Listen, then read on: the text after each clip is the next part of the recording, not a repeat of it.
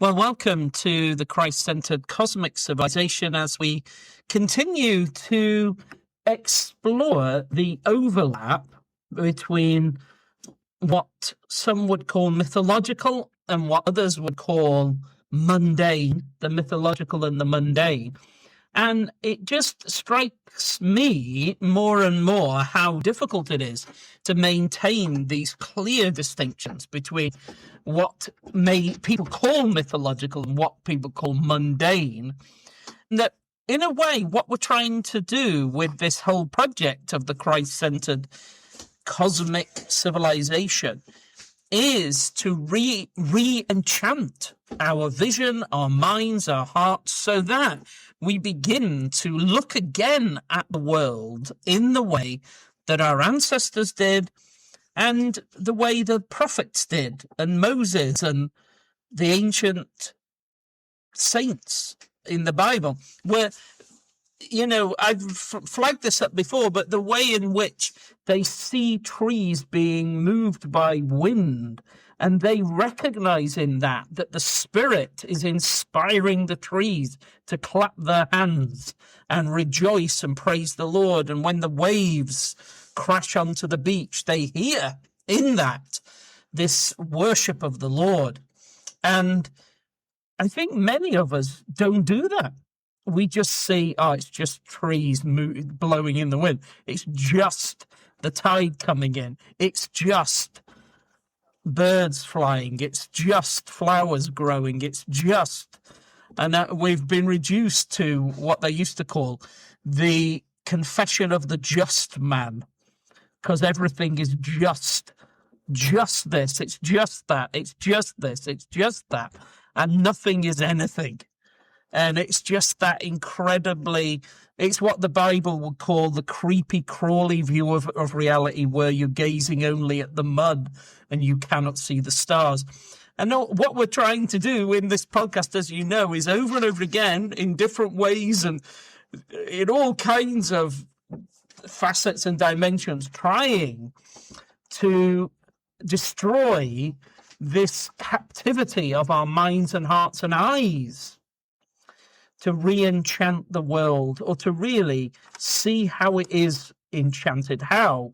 I was reading Isaiah 6 today, and those wonderful cherubim creatures, or seraphim, say, the whole earth is filled with the glory of the Lord. They see it. They see his glory, the glory of Jesus in everything. And we have been indoctrinated and enslaved to not see that and just see, we see just the most superficial surface of everything. Now, that's what we're doing in this as a whole, and it's what we're doing particularly in this little mini series that we're working on at the moment. And PJ's with me here for this, and we're thinking of returning to this theme. We might do this episode and then we may take a break from this theme for a while. We're not sure, but we've got a lot of these examples of creatures that overlap the mythological and the mundane, and we may return to this in the future because there's another series wanting to get into soon, looking at politics from the perspective of the divine emperor. But today we're still in this, the creatures of the mythological and the mundane. And I want to talk about a creature that people have told me about, and people have written about this. And to see this creature is very difficult. And very few people today have ever seen one. I don't think I want to say it's an unseen creature, because we've come across the creatures that we think are properly belong to the unseen realm because they are normally in the unseen realm. So I don't want to classify it fully as that, but I've never met someone, for example, who's physically seen one. Though I've come across not many, but some people who've testified to seeing one with their own eyes, but I've never met a person who's physically seen one of these creatures, but you do come across testimonies of it. And it is said of them that they only live in the most remote swamp places, like wilderness, far from human civilization, I guess. We've come across those sort of fey creatures in the past that only live liminally at the borders of things, and these are more than that. They don't even live at the borders. They live far, far from humanity in the most remote swamp regions that are almost impossible for humans to get to. That's what's said of them. The ancient Egyptians called these creatures bird gods. Bird gods. They thought of them in this way. What is it like to see one? Well, witness is fragmentary, but those accounts that I've come across, one of the most interesting things is they say that initially, when you see such a one, because in these swamps that are kind of often with fog and mist, that initially they seem to be simply like grey statues that are utterly immobile for, not just seconds, but minutes, or even some would say hours, just absolutely like a statue. So something that they have a sort of form that they revert to that is an actual statue form, and when they become an actual statue and are absolutely stationary, such that a person could walk up to it and not realize that this is a living creature. They're as tall as a human. They're as tall as a human. And they have human eyes. And this apparently is extremely unnerving.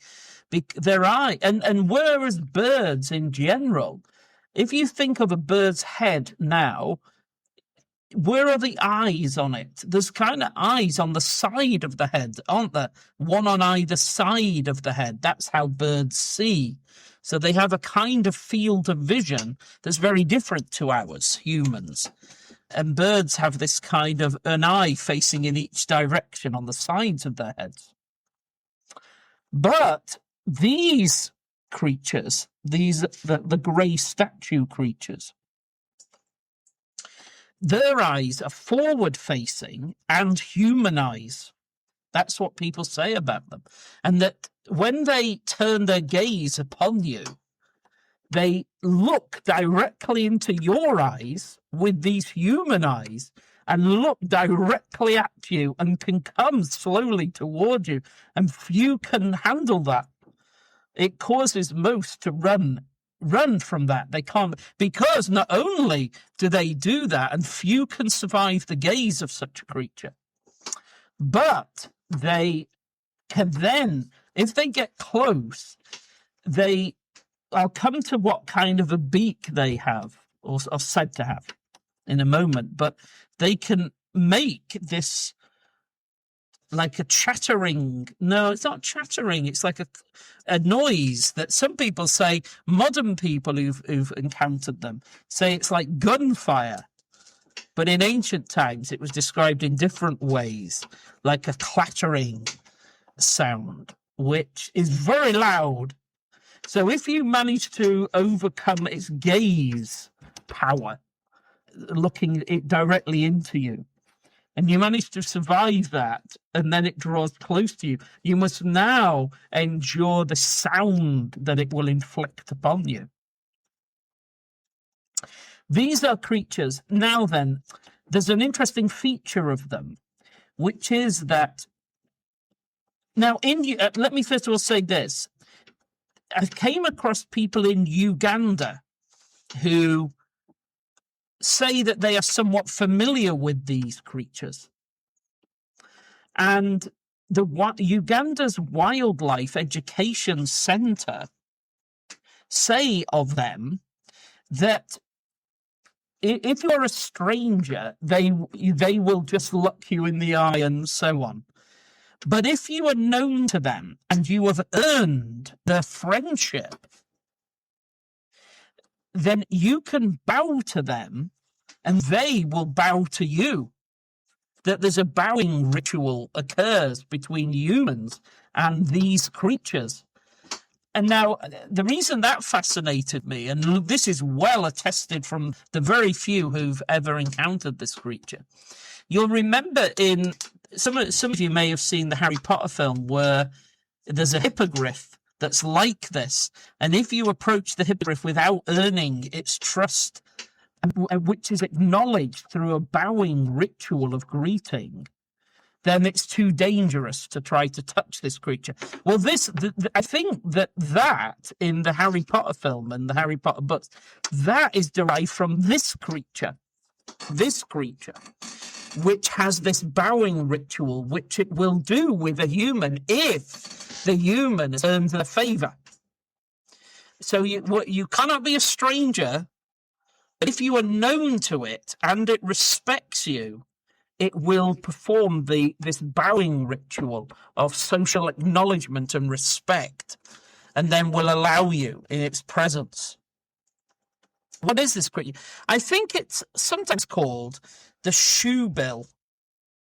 The shoebill. You can look it up, and people have even claimed to have footage of it. Whether, I don't know, with what it is with AI these days. Are they real? The footage, or is it just like people? Because it's hard. Is this like I say? What is it? A creature of the seen or the unseen?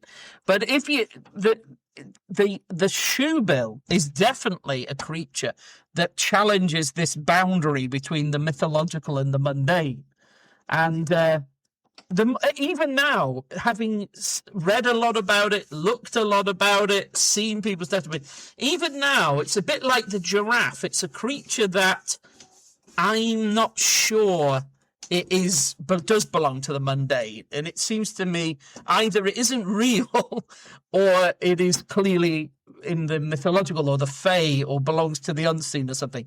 This is especially true of the shoebill. And its beak is very strange, very large, and makes this sound, which you could, if you look it up on YouTube and things, you'll find plenty of people who either really have met it, but it turns out that a lot of the videos that claim to be videos of the shoebill are just AI fabrications. So you have to bear that in mind, that the creature is much, much harder to see than people claim. They'll say, oh yeah, I've seen it. And I think mostly if a person claims that in your presence, you should mostly defy them to prove it, because they'll probably be lying. So, but nevertheless, there's a creature. Now then, with that in mind, that's the shoebill. This problem of boundary between the mythological and mundane, and the way that these shoebills have this kind of guardian character. They sometimes are described as guardian statues because they have this ability to be utterly immobile for immensely long periods and to become like a statue. And they have been described as guardians that guard something in the locations that they are, like statues that only come to life when there are intruders. They're almost like that. Now then, there is another creature that has this guardian quality to it, and it is the griffin. But like the shoebill, there's a problem of seeing them. The griffin is hard to see physically. We might come on to reasons why the griffin is not seen physically so much, but also it's hidden from us linguistically. The very words that are before us in the Bible and in other texts, things are done to hide this creature from us. So it's not, do you get the point, that it's not just that they're physically difficult to see, they're linguistically difficult to see. They're also obscured and hidden, denied by people, like it's as if people who have power over text wish to hide the griffin and prevent us from seeing it even in the text. So first of all, PJ's with us here. First of all, I'm going to ask him, what is a griffin? Just what are we thinking about here? Is it some kind of frog, or is it a dog, or what kind of creature is the griffin? Just first of all, a definition, just so we've got something in our minds. What kind of a thing should we be visualizing? And then I want him to explain to us why and how it is hidden from us in language. So a griffin is a creature that has the head and sometimes some other parts, but mostly the head of a bird and then the body of a mammal. And those two things can change a bit, but it's that sort of... Do you mean change? That there's variants of it? Yeah. Yeah, there's different birds, different bird heads, different mammal bodies, but it's that sort of formula we see, in this species. So what we see is using art and things. So it's very well attested all throughout history, but especially in these sort of same areas, when different people groups come into an area, they come into contact with these creatures, and then it often captures their imagination and they start putting in lots of art. So we can see all the different all the cultures that have interacted with these creatures over the years. There were loads and loads of them in the sort of steppes of Northern Europe and Asia, what the sort of Greeks called Hyperborea, the sort of Arctic regions. They probably are native to that region, but the ones in that area have the heads of eagles and the bodies of lions. So in a lot of fantasy, you're probably quite used to that. But the sort that were in Egypt and the Levant, so the sort that Moses must be describing, had the heads of vultures instead. Ah, the vulture-headed, yeah. So interestingly as well, though, the Greeks came into contact with the sort of lion-eagle sort much more as time went on. So that sort of ended up dominating their art. But their word for it, is grips, it's that sort of word. Grips, and that's related to, I think it's like gips or goops, which is like a vulture.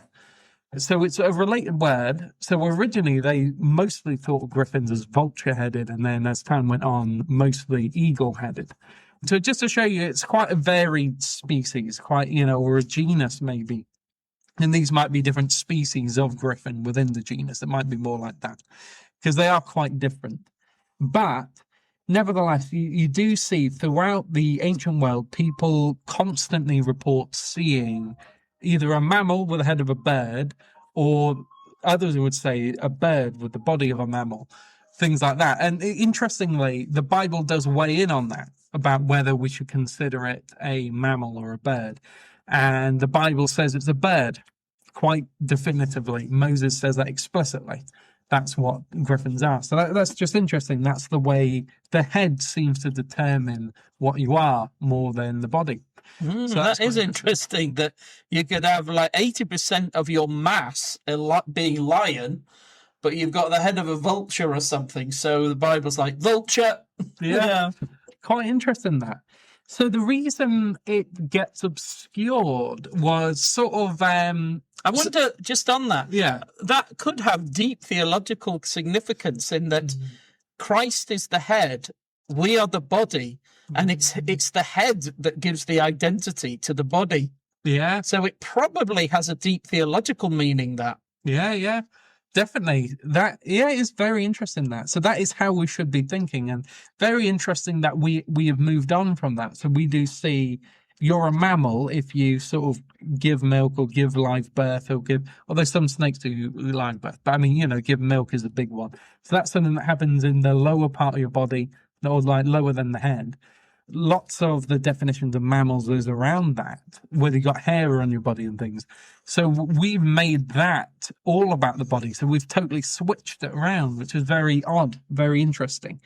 But yeah, so for Moses, it's a kind of bird. And so he mentions it in Leviticus and then Deuteronomy, alongside carrion creatures or birds of prey.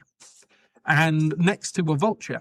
So what usually seems to be happening when Moses is going through all these different creatures saying what's clean and unclean, he sort of gives like a reason. He's like, these things like kill with claws, so don't eat them. Or he says, you know, things like that. He'll say, don't be like these things, they do this. And then he'll list sort of things. And usually it will seem to be things that are as distinct from each other as possible. So he's sort of laying out the boundaries of like, not this nor that, and he picks really different things. But a very odd thing, and he mentions more than one extra mundane creature. The very odd thing that's happened in the modern period, like especially like very accelerated since the Enlightenment, is people just say with all these things that they cease to believe in around that time. They're like, oh, that's probably just some kind of vulture. So they have like, it says, don't eat vultures, don't eat griffins, is what Moses says. And then people are like, oh, it probably means that. So they have it like, don't eat a Eurasian vulture, don't eat a bearded vulture, don't. And so like he goes into very big categories of very distinct things, and then he just suddenly gets hyper fixated on vultures. Like, I just want you to know, none of these. And then, so what the Israelites, you would imagine, would take away from that. It's like, right, really, don't eat vultures. I guess we can eat other things. We can eat storks. We can eat whatever. Who cares? But like vultures, he's gone through so many different categories of vulture. Yeah. So you think, well, it's not that. It doesn't fit the pattern of it. And then you think as well, like, this is God writing the law, and we know he's created unbelievable amounts of species of beetle. But then he's just like, yeah, don't eat things that crawl on the ground. So he doesn't even say beetles. It's just like any creepy crawly, don't eat that. But it's like, well, this is the living God who loves constantly making new beetles. And he must have made new ones, because whenever like scientists are like, that's it, we've got the beetles on, there's just like a million more, or maybe a million's a bit too much. But barely. I mean, there's a lot of beetles. But then supposedly the very same God who just keeps creating beetles. The very same God who goes, yeah, I've got like tens of thousands of species of insect, but let's just call them creepy crawlies, right? Yeah. But when it comes to vultures, he's like, I can't put them in one category. Yeah. I've got to go to each and every different variation of vulture. Yeah. That makes no sense. They can't. Yeah. So are you saying then that obviously doesn't make sense, that when the Bible translators go, don't eat the bearded vulture or the sea vulture or this, that behind that, he's actually talking about radically different sorts of creatures behind those words. And that would ultimately make it helpful, because you can imagine if you're just thinking of it primarily, God knows what he's doing when he's talking. He's a great communicator. And he's just saying, and this is God the Word, so he has to be a fantastic communicator. It's in his name. So when God the Word is talking to Moses on the mountain, he's communicating himself quite well, and he knows what will be clear. And he knows that just saying creepy crawly, that writes off all these things. So that's a perfectly good word that captures all these things. He's saying, don't eat these. So that's perfectly fine. But then if he's just like having to go with vultures, this particular things, then people are like, right, so the West Eurasian bearded vulture, that's fine then. And it's like, so that would be very poor at communicating what he's trying to say. So we know he's not doing that. So what we do then look at is like the Septuagint. So this is written by priests. So these are people who have lived out the law of Moses in ancient sort of Israel, and then they spend some time in Egypt. We've gone over the story before, but it's these priests that they then write the law of Moses in Greek. And this is how they understand this word, peres. They understand it to be griffin, and they just translate it that way. So that is what they understood it to be. They didn't understand like to have like a very sort of 18th century country parson style meticulous of all the different kinds of vulture, but no differentiation at all over beetles and ants and things. So in fact, the Lord is is addressing large, buckets. Like, so he's got a bucket in which is all the creepy crawlies. Then he's got another bucket in which he says griffins Don't eat griffins. Yeah. Any kind of kind of griffin. Yeah. The vulture-headed ones, the eagle-headed ones, the blackbird-headed ones. No griffin, even if it's like blackbird head, hippopotamus body. No, doesn't matter. Any griffin of any kind, don't touch them. And then when he uses, there'll be other words, and when he uses this other word, he's not now saying this is a different kind of vulture. It's actually, he might be saying, don't eat any chimera or something or whatever. Yeah, absolutely. And then there's the thing you have to always remember is that Israel was a kingdom of priests. It was a beacon to convert the Gentiles. And then, as we see in Acts, there were God-fearing Gentiles everywhere the apostles went. Like, they did a great job of presenting the law of Moses to people and converting them. That's what, they'd gotten a little bad by the time of Jesus. But even then, as we say, there's lots of God-fearing Gentiles everywhere. So the law of Moses is evangelistic at its heart. It's meant to be able to, like, you just read through it, you see it practiced out, ideally, that's kind of, and so people saw that throughout the Old Testament. They saw it, well, not the whole Old Testament, but from Moses onward, they saw it get acted out, and then it made a message very clear.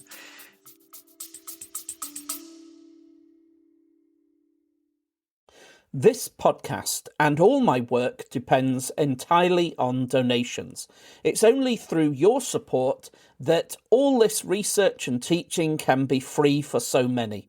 If you're in a position to help, please consider supporting the mission by giving to the Biblical Frameworks charity. Find out how at biblicalframeworks.com and look for the Give link. Thank you.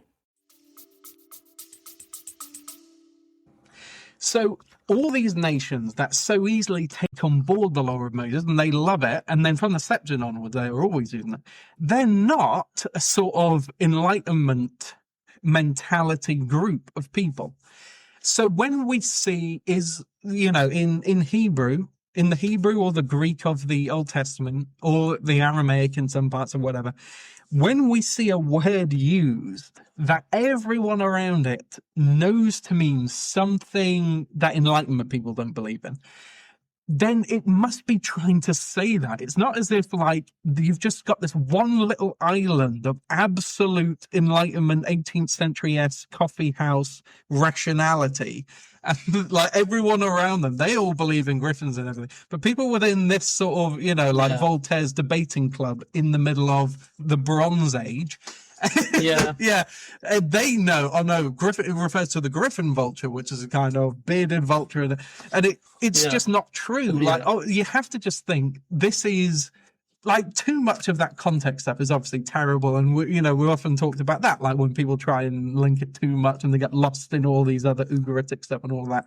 But in the very least, just noting this is the language they were talking.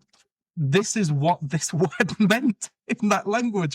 Just to sort of note. I remember having this discussion with a chap who just could not believe that these were that the Bible could be referring to these sort of creatures, because he was saying, we know none of these creatures exist. Well, I said, yeah, but like this word used when it's translated in the Septuagint or when ancient church fathers refer to it, this is the vocabulary they use to describe it. But he kept saying, but the original thing is like basically, but like Moses was clearly like Voltaire or something, and he refuses to believe in anything to do with superstition or mythology, and he's just keeping it absolutely like 19th century text. And I just kept saying to him, but like, nobody in the ancient world who read these texts thought what you do. Everyone who read it, as far back as we can go across an enormous range of cultures, and people believed that, and at the time we were thinking about the unicorn, and I was saying, when they read that word, they believed it referred to a unicorn, pretty much, I said to him, as your daughter believes in, but you don't. Your daughter would be able to be much more culturally connected to the ancient readers of these texts, and she'd go, oh, it's a unicorn, and they go, that's possibly quite a colourful one, but nevertheless, yes, we're talking the same framework. And I said to him, but you're not like you, but you believe yourself to be being faithful to the Bible, even though everything we can see about the text of the Bible and the ancient people who read it is not what you think. And I couldn't get him to accept that the words used in the Bible, evidenced by the way ancient people understood those words, was not what he thought, but that he was on a little cultural island, not the Bible. Yeah. Yeah, absolutely. And obviously some people just sort of need that. And we've thought about like Augustine and things. And when he was struggling with philosophical thought, and he was like, I just kind of have to believe Moses was more of a philosopher, and then he mellows out as time goes on. And so we obviously hope everyone does. And so when people are new believers, of course, we are used to thinking, all right, maybe you have to imagine Moses as a sort of enlightenment thing, because like that's what I am, and I just can't think beyond that. But the goal, obviously, as Christians is to say, let's just move into whatever Jesus is saying on any page of the Bible. That's what we're believing. And like, you get it similarly. Some people are like, they just see Jesus talk about the story of Jonah as absolute history. And they're saying, oh, you remember when Jonah did this? And they're like, no, we can't, because it didn't happen. It's a silly story. And it's like, well, he doesn't think so. Yeah. He thinks, and Adam and Eve, he thinks are true, and Job, and, you know, he thinks all these people are true. And so did the apostles, so do his brothers.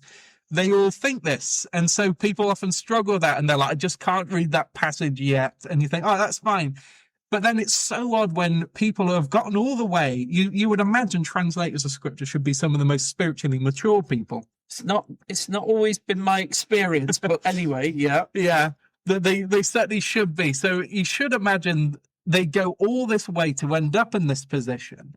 And then they're able to think, now I'm in a position of absolute trust. So I'm just going to read the original language of the scriptures, and then whatever it tells me, that's what I'm writing down. Like the elders of the Septuagint did, those priests, that's what they did.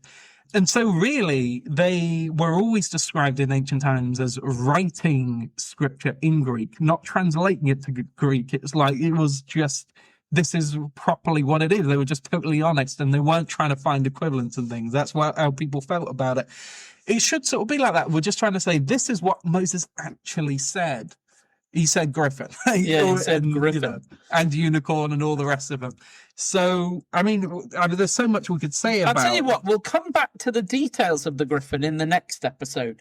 I think it's a good place for us to end with this concept of, the modern age is the age of theological liberalism that kind of gets invented at the beginning of the 19th century. Actually, it has existed right since early church times, because what the liberal project does, and in a way, let me tell you what's good about it first, before what's bad about it.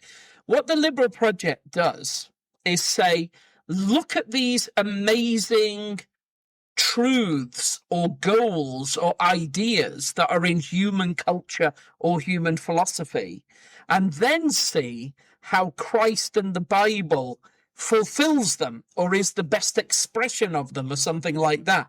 And so you get that idea where ancient people did this in the early church times, as we call it. I mean, the early church is actually the time of Adam and Eve, but I mean, the sense of the apostolic church 2,000 years ago. There were people around then who had this idea, oh, look at the great ideas in Greek philosophy. We can find things in the Bible that kind of like go, you know, we can mesh it and syncretize it a bit. And they meant that as a good thing, but we've come to realize that normally was a terrible thing, because what would happen is, kind of it made Greek philosophy look better than it is, but it made the Bible worse than it is, as the two kind of melded to produce this amalgam, a bad chimera kind of thing. So it's not actually a new project to do this. And specifically, there's one, even though we love him, St. Origen the Scholar, he is a kind of liberal at times, although he often says he gets taken out of context and stuff, so we won't totally hold it against him. But some of the stuff that survived seems the sort of liberalism of the ancient world. And he literally gets into that with these passages of the books of Moses, because he says there's a word, one of these creatures called a Yale in Hebrew or a Trigelphon in Greek, and that's another hybrid creature. And so I can't get too much into it today because of exactly what it's like. But just to note, that was a hybrid creature, and it's one that Aristotle used as an example of something that definitely isn't true. So then Oregon's like, oh, Moses must be trying to say, don't even eat this thing in concept or something, but it's not true. And he like tries to get around that, just saying like, well, Moses seems to be saying this thing's true. I can't believe it because Aristotle says it. It isn't true. So that's a great example of a Christian being tempted by liberalism, because he's like, Aristotle's awesome. Moses totally head-on disagrees with him. It's my loyalties are being tested here, and he struggles to go with Moses because he rates Aristotle so highly. And that, in the 19th century, that was this huge problem after the 18th century, where the 18th century are like, Europeans, we figured things out. We know the way the real world is. And we can see that the Bible's wrong about loads of things. And so there was that huge problem. And so what they did was say, we're going to say, we know what the real world is. Let us find a way to fit the Bible into the world as we know it to be. And then what that produced was this hugely reduced, truncated, disempowered form of Christianity, which, we know all the problems: slavery, world wars, everything else. Now, that is what's going on with translation problems. To say these words are used, we don't believe the world the Bible gives to us. We know better, so we will find words that belong to the world we do believe in. So to go back to why is it when we read, you may say, I can't see griffins either physically, or I can't see them in the Bible either. Well, we can't because of this problem, that the translators won't translate what is actually there. What they'll do is give you a word like the West Eurasian vulture or something, and you're like, what? Actually, there's a griffin standing on the page in front of you, but hidden by these words.